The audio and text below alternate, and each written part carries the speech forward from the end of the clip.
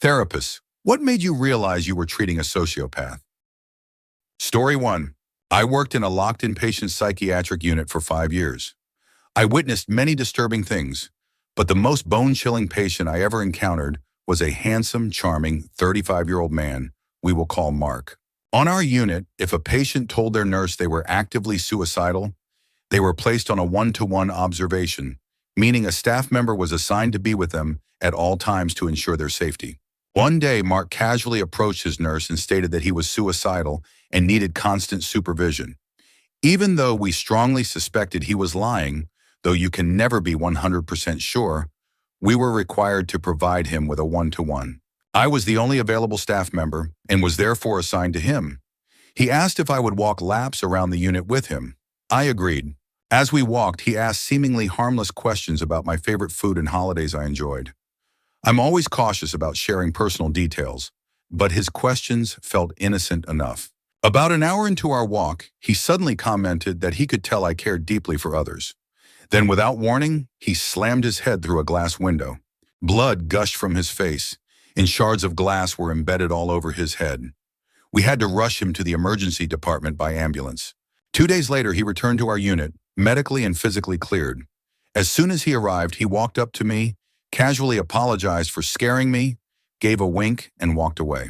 I truly believe he inflicted that pain on himself just to burn that horrific image into my mind, to show me that if he could so easily hurt himself, he was just as capable of hurting others. Story 2.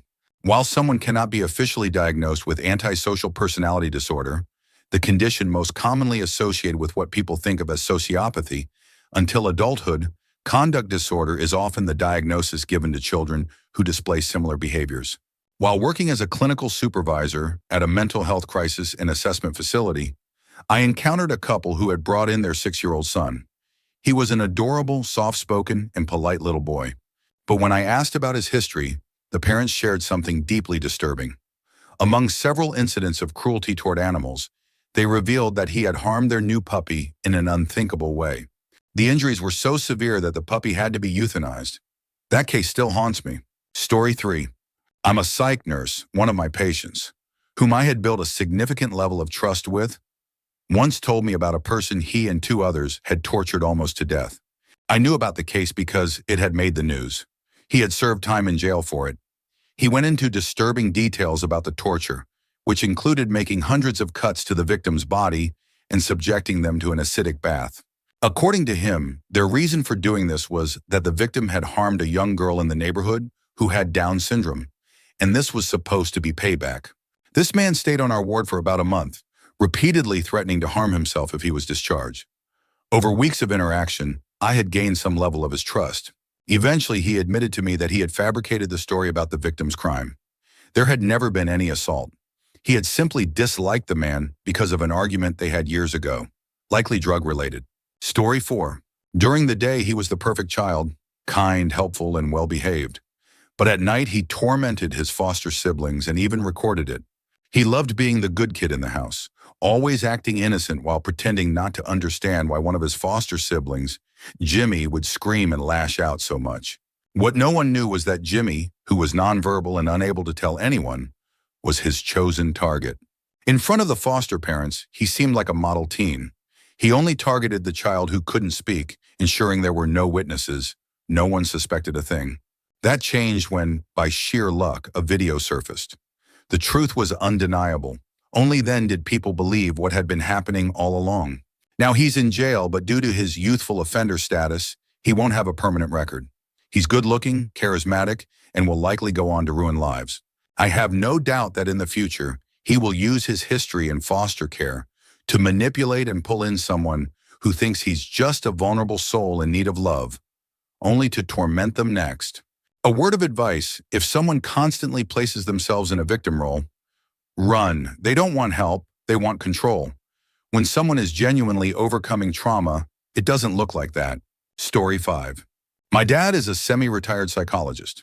Back in the 90s, he worked as the director of psychology for a large housing and treatment facility for individuals with severe mental disabilities. Wanting to expand his practice, he decided to start offering therapy sessions on the side for people without disabilities. Since our house had a separate office with its own entrance, He figured it would be a good setup to see a few patients on weekends. That plan lasted about 3 weeks before he realized he had made a terrible mistake. One day, a new patient, a large man, began having a visible breakdown during a session. He started pacing, growing more agitated with every passing moment. My dad's thoughts immediately went to the fact that his wife and 3 kids were in the house, just beyond the office door, while he was alone in a room with someone who was clearly unraveling. He discreetly positioned himself near the door in case the man tried to leave unexpectedly. The man noticed. He pulled out a gun and said, "Don't worry, if I wanted to hurt you or myself, I would have already used this by now." Using the skills he had developed while working with volatile patients, my dad carefully talked him into putting the gun away. Once the man was calm, my dad escorted him off the premises. After that, he never saw another patient at home again. My mom was furious. Story 6. I've encountered a few disturbing individuals, but the most unsettling one was a former military man. He had served in Iraq in the early 2000s and had taken lives in the line of duty.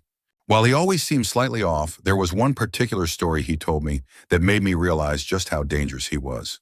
He admitted that during his time overseas he would harm livestock, not because he had to, but because he could. He knew that some families depended on those animals for survival, yet he did it anyway. Even worse, he took pleasure in making starving children fight over small pieces of candy. He would throw it on the ground and watch them battle each other for it, sometimes to the point of serious injury. He described it without an ounce of remorse, as if it were just another story. This man is currently walking free. The second individual I encountered was more of what you'd call a classic sociopath. He had been arrested for drug possession, and during his arrest, he attempted to stab the officers, but ended up stabbing himself in the process. He was incredibly intelligent, but deliberately chose a violent lifestyle. He didn't just sell drugs, he relished the control he had over desperate addicts. His favorite game, making them endure painful or humiliating tasks to earn their fix.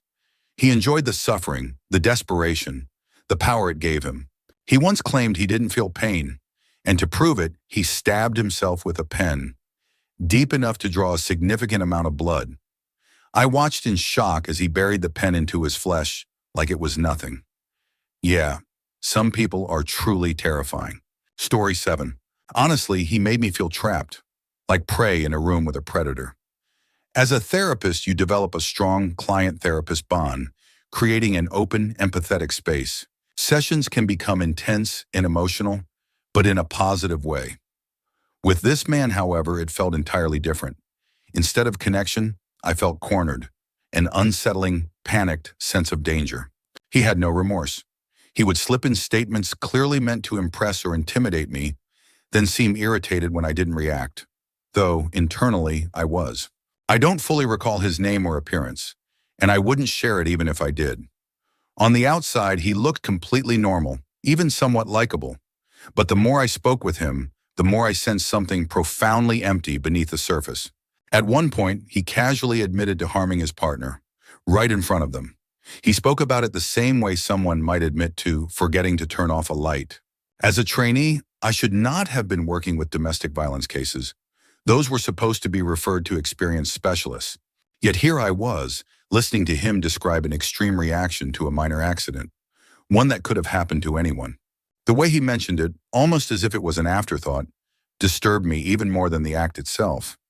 His expression seemed to say, "Why am I even mentioning this? This isn't important.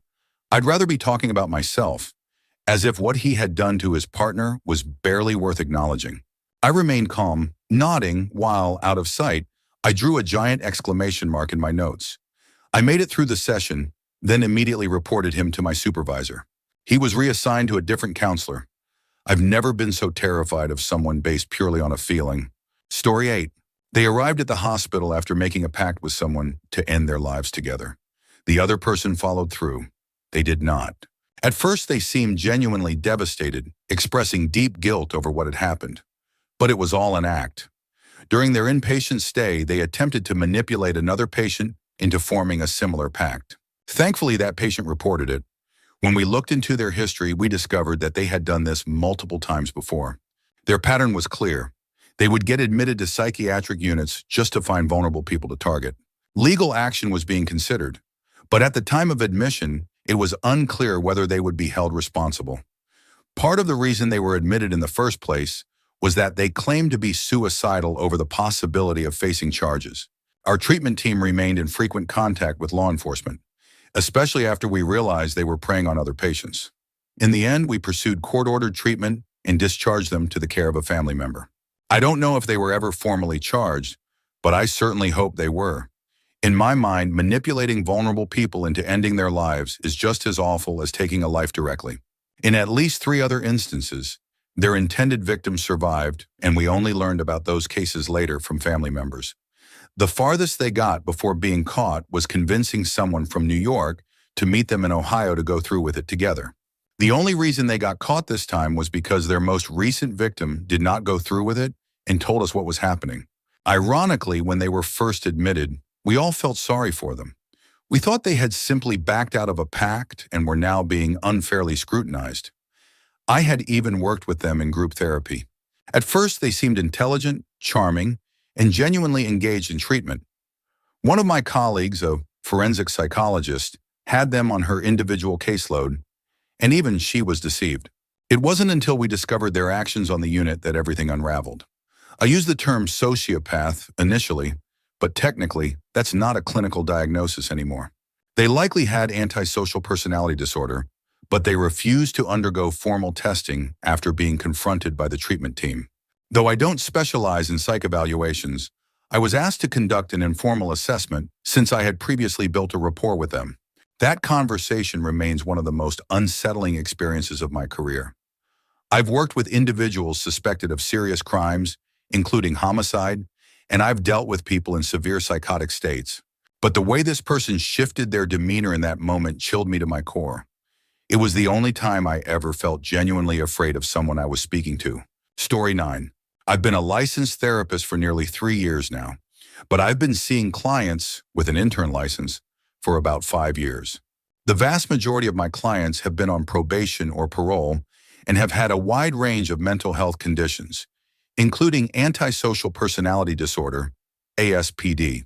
My mentor once described people with ASPD like this. It's in the eyes. They have shark eyes, cold and predatory, like they're staring right through you, searching for your weaknesses to exploit.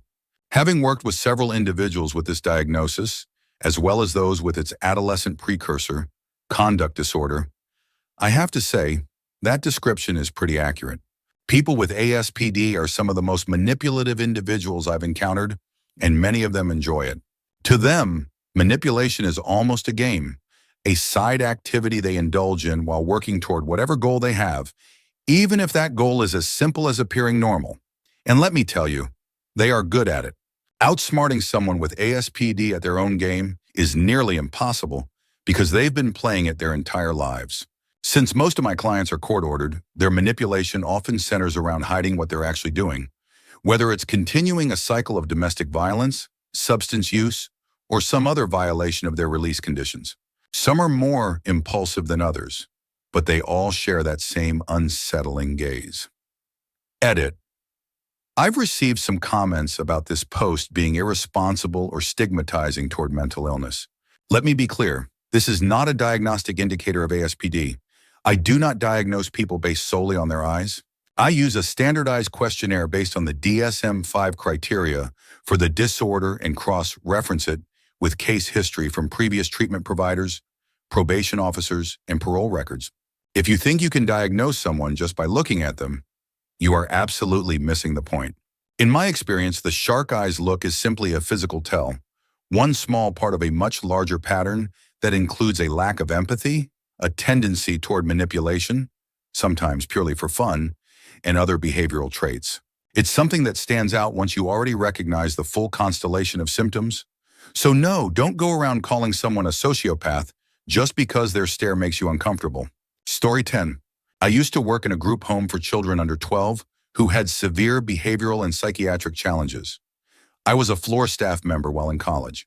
Some of these kids had already been diagnosed with Antisocial Personality Disorder, ASPD, though I was always skeptical. After all, that's a heavy label to put on a child. And then I met AP, not his real initials. This boy was 6 years old and beautiful. He was polite, well-behaved, and followed every rule. But many of our residents had a honeymoon period when they first arrived, a few weeks of near-perfect behavior before their true patterns emerged. With AP, that honeymoon period lasted 8 months. None of the staff understood why he had been placed in our facility. His father was absent, his mother was incarcerated, and he had struggled in foster care. But we saw no troubling behavior during those 8 months. He was a perfect child. And then one day, he wasn't. I had taken the kids outside to ride bikes. The moment AP stepped through the door, he sprinted to the backyard, grabbed a kitten, and ended its life. I was horrified. I immediately gathered the other children and brought them inside. When I reported what had happened, AP calmly told the facility manager that he had no idea what I was talking about. He looked so genuinely confused that for a moment, the manager doubted me. I had to retrieve the evidence to prove what had happened. As I did, AP simply watched me, smiling. That was the first oh no moment of several.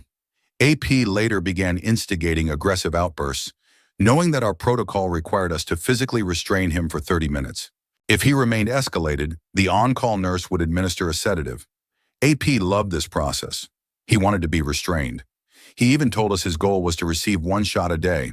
During another incident, 2 staff members had to escort AP into a separate room due to a violent outburst.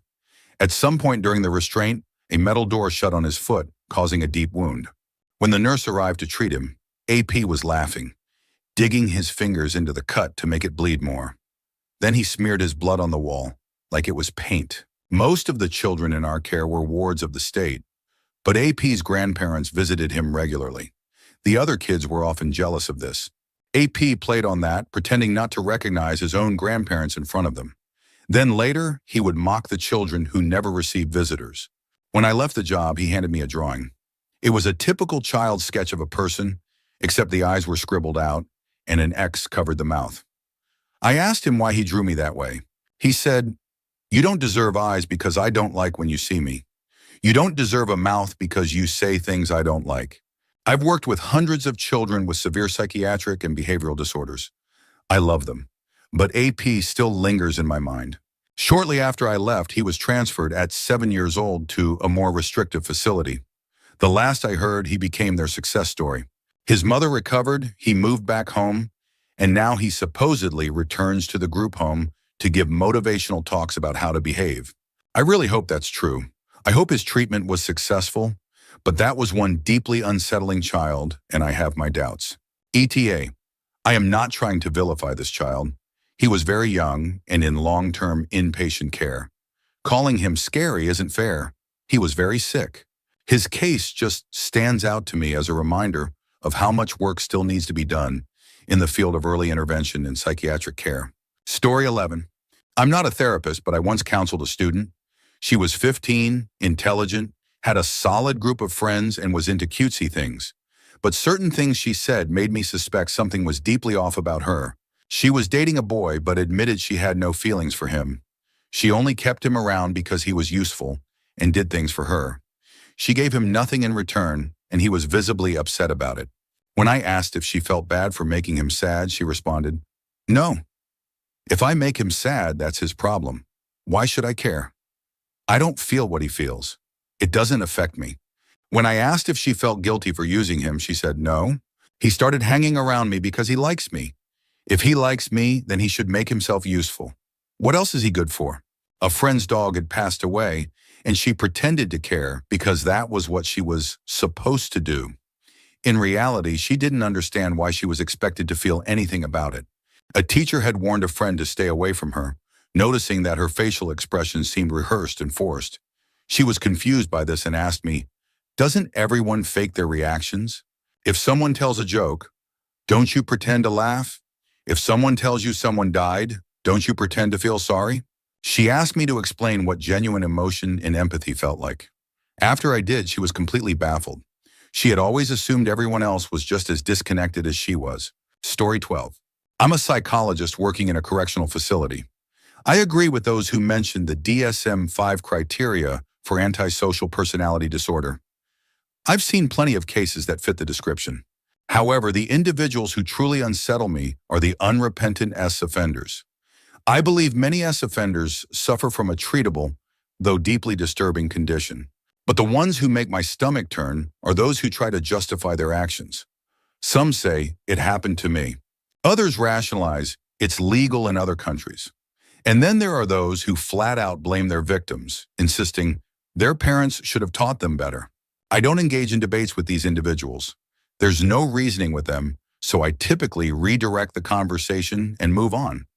I've also learned that I've encountered true sociopaths when I realize, after the fact, that I've been manipulated.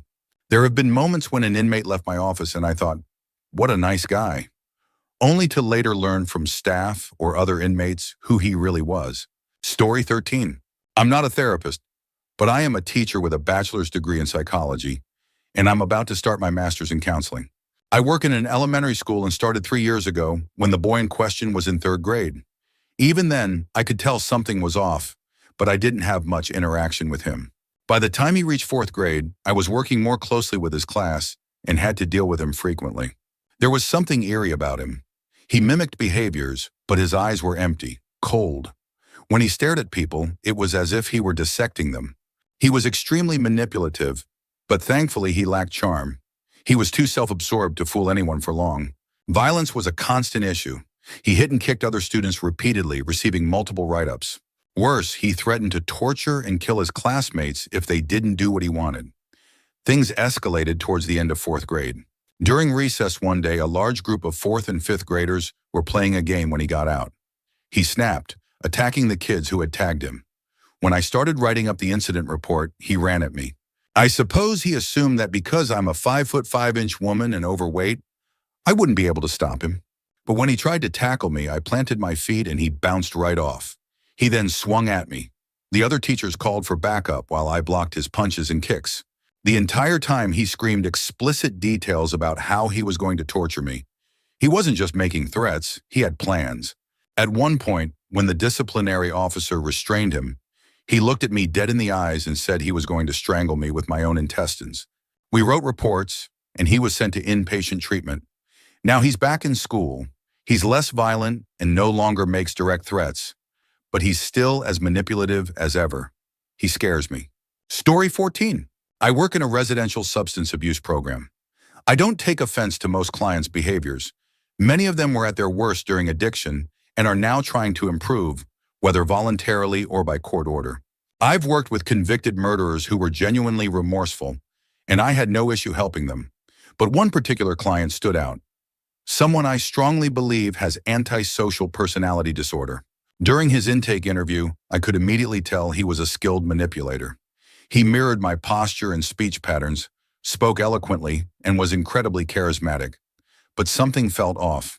I took note and moved on. I needed more data. As time went on, it became clearer.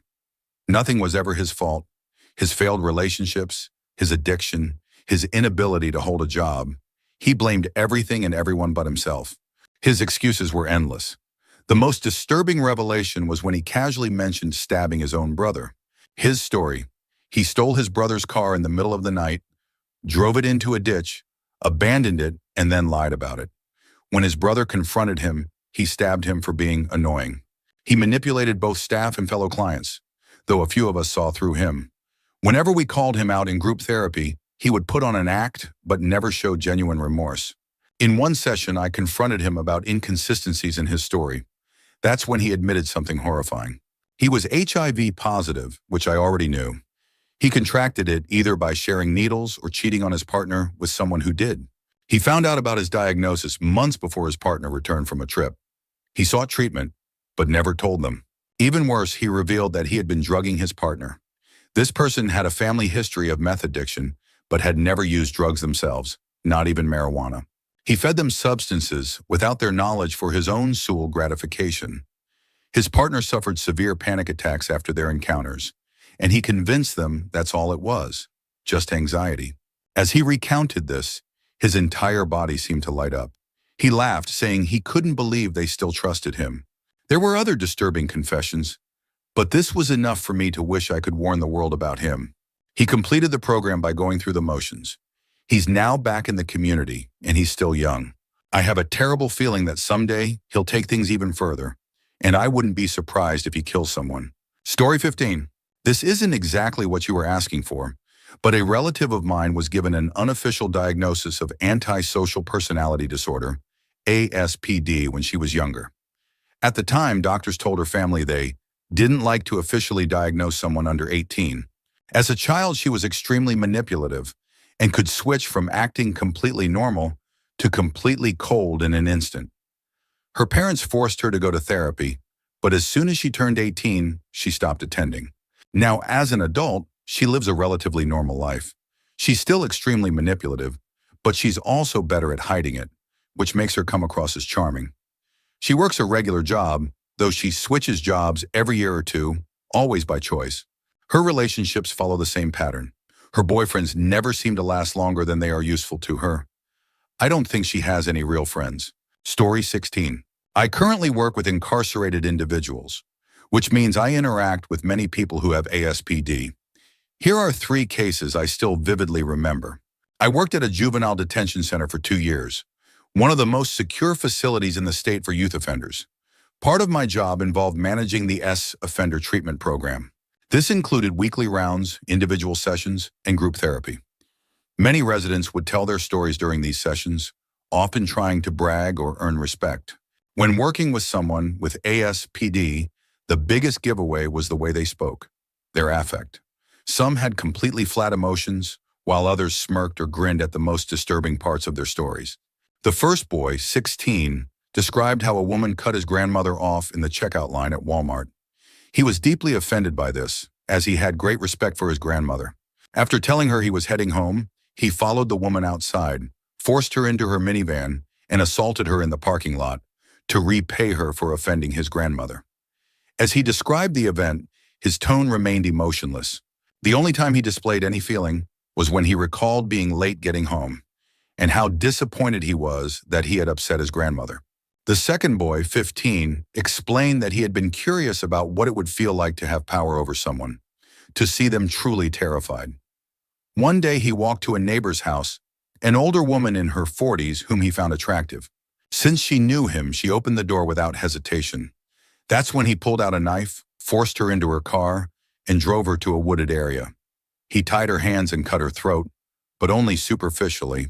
He made sure she wouldn't die because he wanted to watch her fear. Afterward, he simply walked home. When the police showed up at his house, his mother answered the door. According to the report, he casually walked downstairs and said, "They're here for me." The third case still haunts me. A 16-year-old was new to the facility, so I was conducting a pre-group screening session for the S-offender program. Part of the protocol required him to detail his offenses. His file was extensive, and part of his treatment involved disclosing all victims. At one point, I asked about the age range of his victims. Without hesitation, he told me he had assaulted women as old as 60, including his own grandmother. Then he added, "Some girls weren't even old enough to talk. One was a baby. I wanted to see what her body could handle."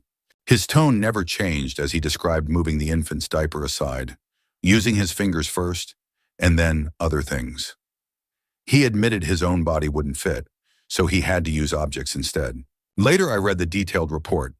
A case where an infant, around 8 months old, had required surgery due to the damage inflicted on her. The way he had so casually said, "I just moved the diaper out of the way," will stay with me forever. Story 17. I'm a forensic therapist who works with S-offenders. Over the years, I've encountered my fair share of sociopaths and individuals with ASPD. My most recent case involved a 17-year-old juvenile who was in trouble for his forceful offense. Of course, he was appealing his case. In fact, he claimed that all of his previous convictions were rigged and under appeal. Because of this, I wasn't allowed to discuss the details of his crimes. Instead, we just talked about life. When someone has multiple violent offenses, you start to question sociopathy. But the moment it became undeniable was when I asked how he made friends. He described an elaborate game in which he positioned himself as the ringmaster, ensuring that everyone around him either obeyed him or turned against each other. He took pleasure in watching people fall into his traps, sometimes destroying long-term friendships just for entertainment. I asked what he did after setting his game into motion. He shrugged and said, "Nothing. Then I sleep with them." On a side note, despite their disturbing nature, I actually find working with sociopaths fascinating. Offenses often require a high level of manipulation. So when a sociopath reaches a certain stage in treatment, They drop the mask. They know that I know what they are, and they don't bother pretending anymore. I once had a group member who was a textbook sociopath. Surprisingly, he gave some of the best feedback to others in the group. While some clients were still trying to be manipulative, he would cut through the nonsense. He once stared another offender down and bluntly said, "Cut the bullsh. These guys don't get paid enough to deal with your lies. Either be honest or go back to prison." In a twisted way, he was the most useful group member we had. Story 18. In the state where I live, to receive any type of mental health services, you need a diagnostic assessment. This means you tell your story, and based on that, you receive a diagnosis. My job is to conduct these assessments and determine what services a person qualifies for. So I hear a lot. One case that stood out was a man who immediately started telling me he had been in and out of incarceration since he was 13. His record included everything from assault to robbery. At 31, he had already spent over 16 years behind bars. Not particularly unusual in my line of work, but the details mattered, so I asked. That's when he started describing the assaults he had committed. He had nearly beaten the mother of his child to death and had zero remorse about it. She's dead now, so it doesn't matter, does it? He was currently facing felony assault charges for nearly killing his toddler's teacher as well. At one point, he paused to drink some cough syrup before casually explaining that he didn't mind prison. He actually liked it because of the fights. He even admitted to instigating them, saying he would spit on people just to start something. Standing at 6 feet 4 inches and over 300 pounds, he rarely lost. His probation officer later confirmed all of this, warning that no provider should ever meet with him alone. True lack of empathy is terrifying. Then there was another guy who frequently told me about his violent dreams and hatred for other people. He described having the same recurring nightmare since his teenage years. 3 mannequins, a blonde, a brunette, and a redhead. In the dream, the redhead would bite off her own fingers, blood spraying everywhere as she laughed. And so he laughed too. Honestly, it's not just the people who do horrifying things that disturb me. It's the ones who are violent and feel nothing about it that are truly unsettling. Story 19. I had a feeling before I even met him. The fact that he had been referred for evaluation after slaughtering an entire family, forcing the parents to watch as he executed their children as punishment for the father losing a bag of hero, told me all I needed to know. The police suspected he was responsible for several other killings as well. He had referred himself, hoping I would diagnose him as unfit to stand trial. He turned out to be fascinating. He was absolutely guilty of everything he had been accused of. He had worked as an enforcer for multiple drug cartels. During our interview, he wasn't concerned about fooling me into thinking he was mentally ill. Instead, he thought simply threatening me would be enough, implying that if he ended up in prison, something bad would happen to me or my family. Ironically, that led to a deeper conversation. I asked him where he had learned to be so intimidating, and that opened a discussion about his childhood. He had grown up in an abusive home, immersed in a violent environment. He admitted that his ability to manipulate and instill fear had been a survival skill. For the first time in his life, he reflected on how this behavior had shaped him and what it had cost him. He was only in his early 20s but had killed at least 6 children and 10 adults since he was 17. He had never loved anyone, never had a real friend. Under all the hostility, he was probably depressed. But most of all, he was afraid. He didn't expect to survive prison. Most of his family members were already incarcerated. In the end, that conversation may have been what helped him the most. He pleaded guilty in court. Later, the prison's forensic psychiatrist reached out to me, saying that our discussion had stuck with him. He genuinely wanted to change. His lawyer, on the other hand, was furious. She blamed me for his crisis of conscience and for the fact that she didn't get paid. Story 20. I work primarily with adolescents in group homes.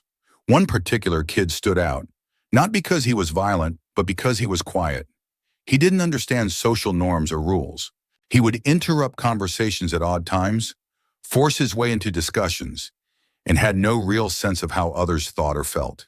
He played games in therapy, not actual games, but psychological ones. He wanted to learn how to mimic emotions, how to blend in. Eventually, he got good at it. He successfully completed the program, graduated out of the system, and transitioned back into the community.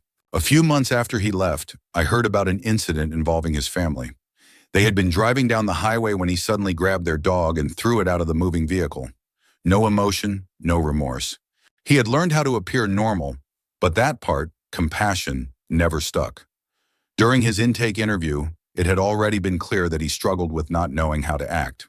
And after the incident, his focus wasn't on what he had done, it was on how to make sure he didn't get caught next time. Story 21. I'm a psychiatric RN at a state facility. One of my most memorable patients came in frequently due to self-harm. He would mutilate himself for attention and sympathy. At first, his diagnosis was more in line with severe borderline personality disorder. He had removed one of his own testicles and permanently mangled his thumb. But then, he started hurting other people. And he liked it. During his last admission, before being transferred to the forensic unit, he had been living at home with his parents and their small dog. His father had recently undergone major surgery and had a large abdominal scar. One night, the patient made his decision. He grabbed a shovel, eviscerated his father, leaving his intestines spilling onto the floor. Then, for good measure, he used the same shovel to decapitate the family dog. When he was brought in, strapped to a restraint chair, he was grinning ear to ear. Wow, that was marvelous. Story 22. There's a father of one of my child clients whom I strongly suspect has antisocial personality disorder. At first, he comes across as extremely charming, improbably well-educated given the environment where I work, and completely deferential until he's not. When that shift happens, he becomes challenging, trying to seize control of the interaction. He presented a very skewed version of the child's history, conveniently omitting a major factor. He spent about half of the intake asserting that the child's mother was unstable, incapable of parenting, and actively using drugs. While she did have a history of substance abuse, she was in treatment. When I spoke with her separately, she revealed a very different story. She stated that the child's father had been physically abusive to her throughout their relationship and continued to exert control over her even after their separation. He prevented her from seeing one of their children, took her to court repeatedly for custody, and even reported her for child abuse. She also brought in documented proof, his extensive criminal record, which included multiple counts of fraud, theft, and assault. Unsurprisingly, he had never mentioned any of it. Relationally, he was incredibly skilled at building rapport and adjusting his manner of speaking to align with mine, showing clear intelligence and at least some exposure to psychological terminology. But there was a calculated nature to our interaction that unsettled me. I couldn't shake the feeling that every moment he spent talking to me was carefully measured and deliberate, like he was playing a game only he knew the rules to. Story 23. I used to work with a teenage girl who was on the spectrum. My role was as an independent living skills specialist, which meant I would be with her after school, making sure she did her homework, did her laundry, and handled basic responsibilities. She was incredibly smart and hyper-focused on specific interests. As long as she was doing what she wanted, when she wanted, things went smoothly, which was almost never. She was taller and physically larger than me, and she would try to use that to intimidate me, something that worked on her parents, but not on me. I often tried to reason with her, hoping to get her to understand or care about other people's feelings. It never worked. I saw her fabricate terrible stories about things her parents or sibling had supposedly done, claims I knew for a fact were untrue. It got so extreme that at one point, her own parents told me that if I ever felt unsafe, I should call the police on their daughter. They weren't being dramatic, they were genuinely afraid of her. At times, she could be lovely and funny, but other times, the things she said and did unsettled me to my core. That was a couple of years ago. I truly hope that family is doing okay. Story 24. Obligatory, not a therapist disclaimer. I work as security at a hospital and we see all kinds of psychiatric patients. Thankfully, we're just a holding and transfer facility for cases like that. But one patient in particular left me completely shaken. I can't go into too much detail due to confidentiality laws, but this guy had just assaulted his mother, who later died from her injuries, I was told. Instead of taking him to jail, the local sheriff's office brought him to us for evaluation and placement. I'll never forget the way he looked at me. Even before I knew why he was there, something about him put me on edge. Outwardly, he seemed polite, charming even if you only listened to his words. But his body language and his eyes didn't match. At all, his eyes were empty, devoid of emotion. His smiles never reached them. And worst of all, you could feel him watching you, sizing you up, searching for weakness. Every interaction with him made my skin crawl. It was like being stalked by a predator. If you've ever been in a violent situation, you know that distinct feeling of impending danger right before something erupts? He carried that energy with him the entire time. He wasn't overtly aggressive, but it was there, just under the surface. The tension was unbearable. He was only there for a few hours before the staff told the police, in no uncertain terms, that he couldn't stay. No one felt comfortable having him in the building. I'll never forget that experience for as long as I live. It was like staring into the abyss, only to realize the abyss was staring right back. Story 25. I'm a licensed marriage and family therapist. I've seen it mentioned that sociopaths don't typically seek therapy, and while that's generally true, I've witnessed incredibly sociopathic behavior firsthand. It's most noticeable in the husbands I work with. Men raised to believe their household is their kingdom and that everyone in it exists to serve them. It usually takes about 10 minutes to distinguish between an angry spouse who simply struggles with communication and someone who truly lacks the ability or the will to empathize. One case stands out. During our third session, a man's wife broke down, sobbing as she described how he constantly talked down to her. After she composed herself, I asked them both what goals they had for therapy. Without hesitation, he responded, "I want to work on understanding why my wife makes such stupid fucking decisions." She burst into tears again and ran out of the room. He just looked at me with this expression like, "Women, right?" He had no concept that what he said was hurtful. Or maybe he knew and just didn't care. Either way, it was chilling to witness. Spoiler alert, she left him 2 weeks later. Not long after, he threatened to shoot her if she left. Fortunately, she got out safely and is doing much better now. Story 26. My middle brother used to burn my baby brother with lit cigarettes. He also forced him to eat cat feces off crackers. He would hold him down and spit in his mouth. My little brother was only 4 years old and my middle brother was 12. When our mother was told about it, she did nothing. When he was 13, my middle brother set his own dog on fire. He tortured any animal he came across. As an adult, he would repeatedly drown and resuscitate my mother's cats whenever he was alone with them.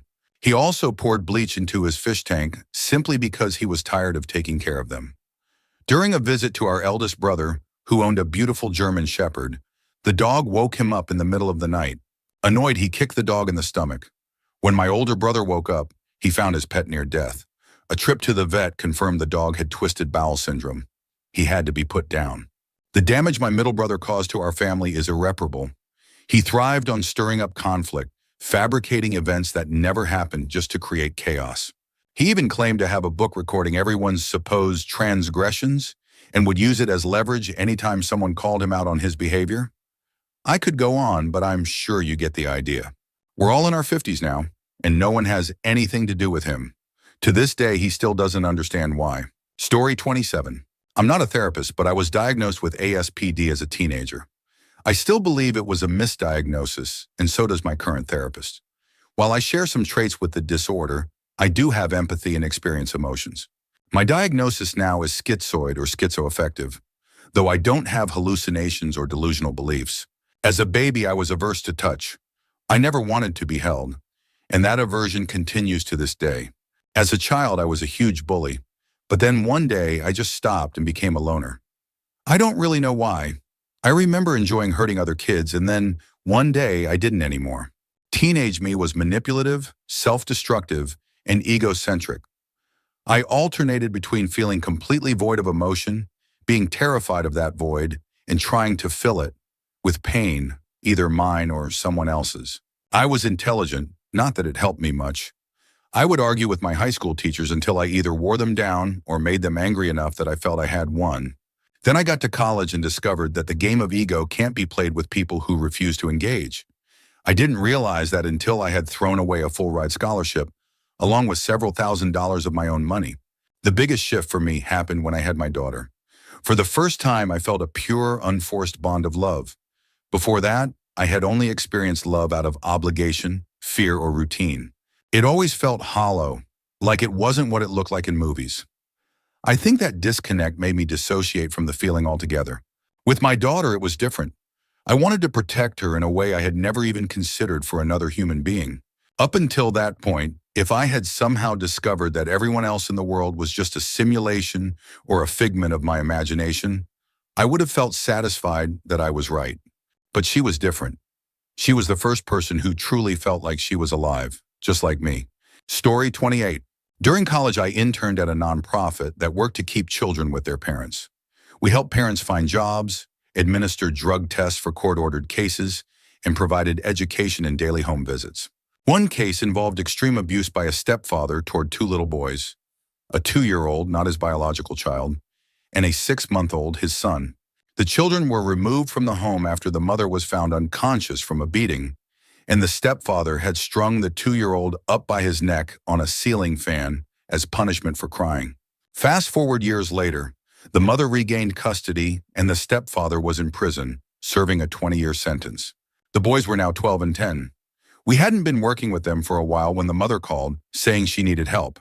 Her 12-year-old was violent and out of control. She explained that he kept putting his younger brother in dangerous situations, telling him to grab things out of the oven with his bare hands, taking him deep into the woods and leaving him there, and generally displaying cruel behavior. There were also issues at school, including aggression and bullying.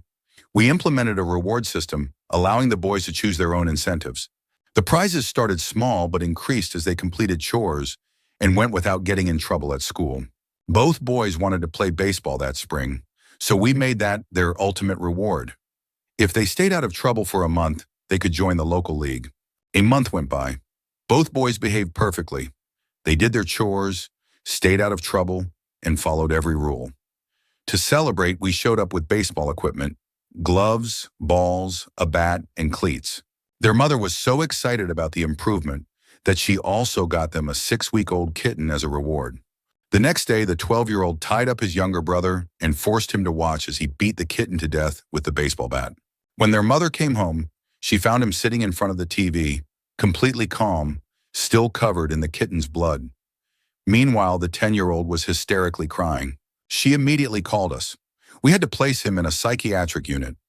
While there, he admitted that he was disappointed because killing something wasn't as fun as he had expected it to be. The last update we received was that 3 years later, he was still in the unit, with no signs of improvement. He was, without a doubt, the most terrifying child I've ever met. Story 29. I work at an intermediate care facility for adults with developmental disabilities. The facility serves individuals who are extremely difficult to care for in a community setting. Most of the residents are either medically fragile, exhibit violent behavior, or are legal offenders who are not incarcerated due to their disabilities. We had one resident who, for the most part, seemed completely functional. He was intelligent and could have easily held a job and lived independently. Almost all the time, he was friendly, cooperative, and didn't cause trouble. Then one evening, while staff weren't looking, he approached another resident, someone physically incapable of defending himself, held his eyes open and poured chili powder into them. Story 30. I'm not a therapist, but I once lived with a sociopathic roommate. At first, I felt bad for her because she always claimed that people were out to get her. She said she had been assaulted multiple times, and I believed her. I felt horrible for her. Over time, I realized she was incredibly manipulative, and she had a deep need for revenge. The truly disturbing part is that she works at a women's health and STD testing center, where she has access to sensitive patient information.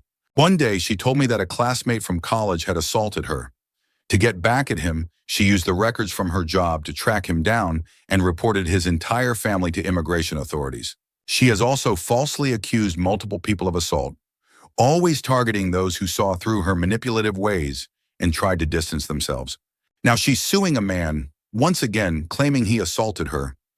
I can only hope that she gets investigated for her actions because the amount of damage she has done with access to patient information is terrifying.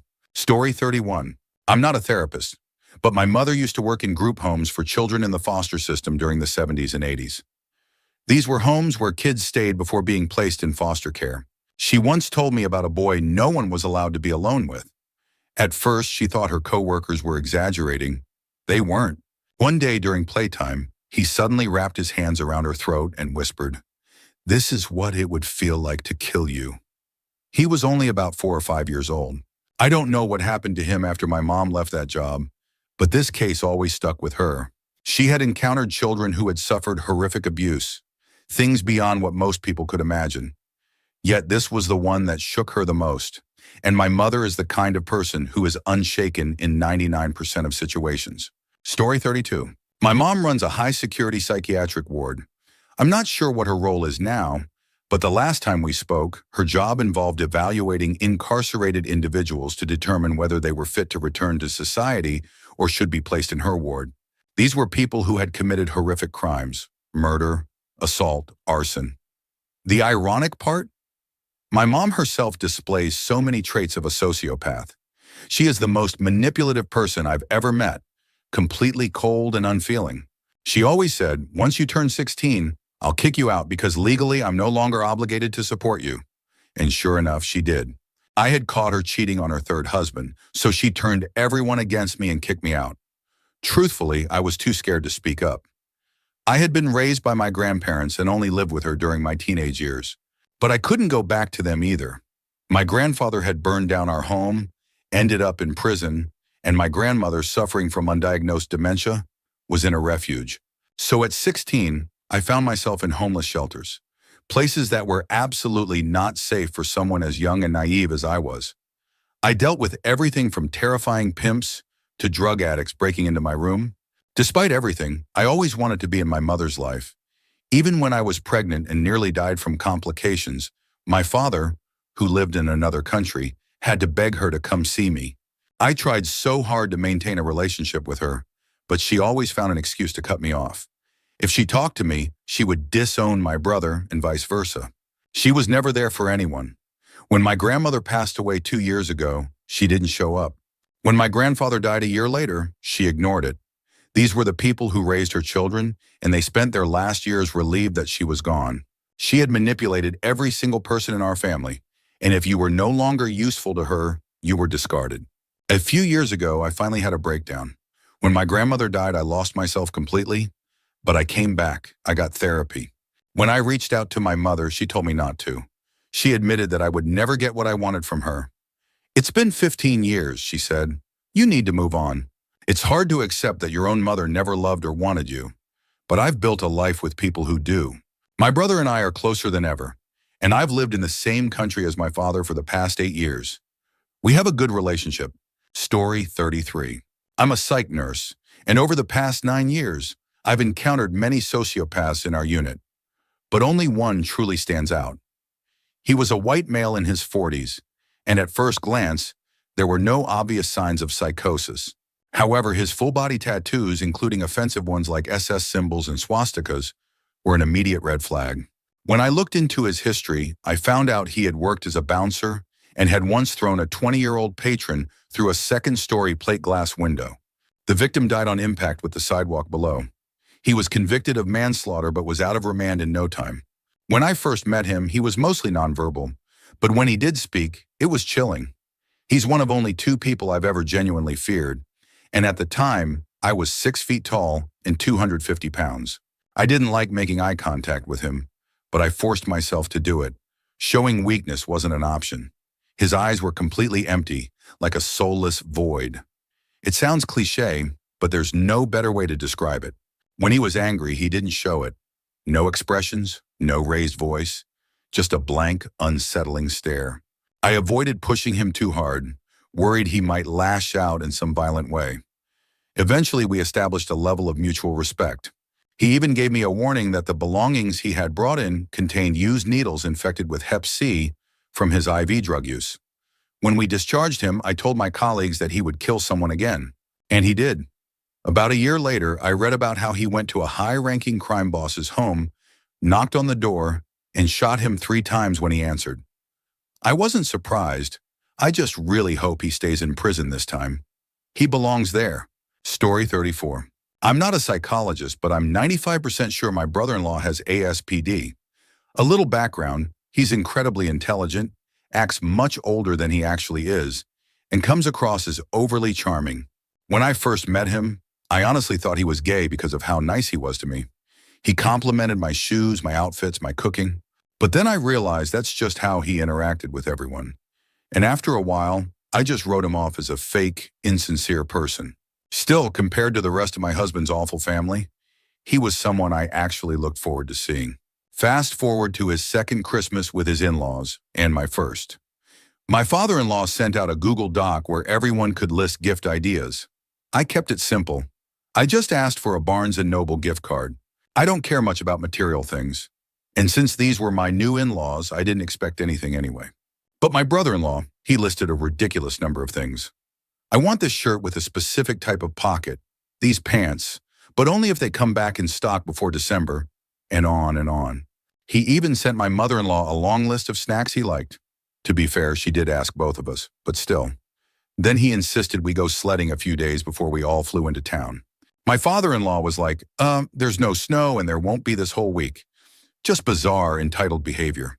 And mind you, financially, my husband and I make well over 6 figures, while my brother-in-law and his wife were expecting a baby, and he had no plans to work because he was getting his master's degree. Now here's where I became convinced he was truly disturbed.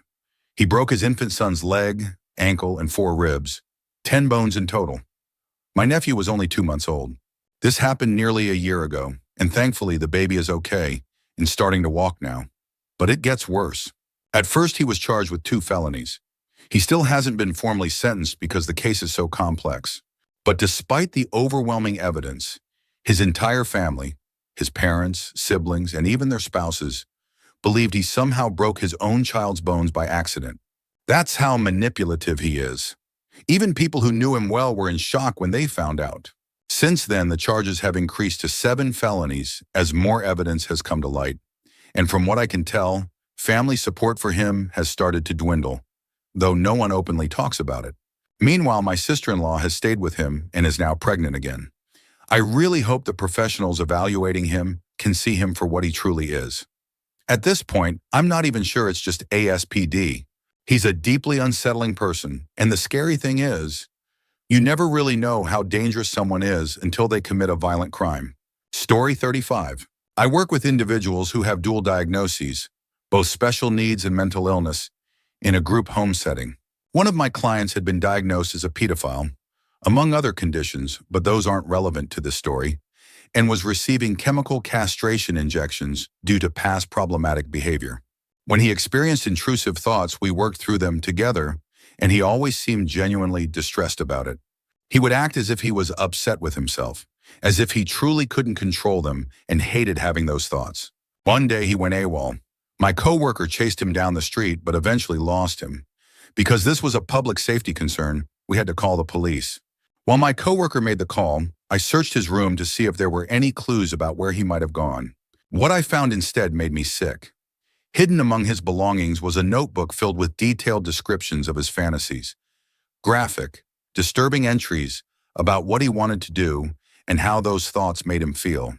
The way he presented himself to his treatment team was completely different from what he had written. Eventually he was found, and the situation ended without incident. He still lives in that facility. I, however, moved on not long after. That experience taught me one thing. I have absolutely no sympathy for anyone capable of thinking those things about a child. Story 36. I have worked in multiple inpatient psychiatric facilities, including a long-term court-committed facility. Most of the patients were brought in involuntarily, so it wasn't uncommon to encounter sociopathic individuals. One patient in particular stood out. His pattern of behavior was clear. He would single out a staff member, befriend them, and then use his charm to manipulate them into bending the rules, granting him special privileges and making exceptions. On the surface, it seemed harmless, but it was all part of a calculated agenda. Once he had established trust, he would escalate his requests, trying to convince staff members to break the rules in ways that could get them fired. If they refused, his demeanor changed completely. He would become furious, hitting walls, making threats, intimidating nurses, and even turning other patients against the staff. When he realized that a particular staff member had reached their limit and wouldn't cave to his demands, he would simply move on to the next person, starting the cycle all over again. There was never any genuine connection. Every interaction was strategic. Every relationship a means to an end. I was one of the staff members he targeted. At first, I thought we had mutual respect, but that changed when he tried to convince me to look the other way while he dealt with a conflict with another patient. When I stopped him from attacking that person, he was outraged. Administration had to pull me off the floor entirely while he was admitted because another staff member overheard him trying to recruit another patient to help him take care of me. Maybe it was just an empty threat, but in that environment, we already get hurt enough. I wasn't about to take any chances with someone like him.